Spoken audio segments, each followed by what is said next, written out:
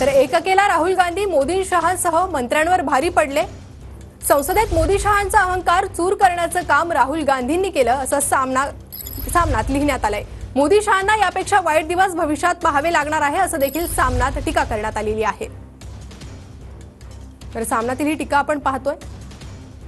मोदी शहा आणि मंत्री एका बाजूला आणि दुसऱ्या बाजूला एककेला राहुल गांधी या सगळ्यांवर भारी पडले। राहुल गांधींनी मोदी शहांचा अहंकार चूर केला। ईडी सीबीआयचा दुरुपयोग करून संपूर्ण विरोधी पक्षाला मोदी शहा घाबरवत राहिले। आता राहुल गांधींना रोखा, त्यांच्यापासून संरक्षण द्या अशी याचिका लोकसभा अध्यक्षांकडे करण्याची वेळ अहंकाऱ्यांवर आली आहे।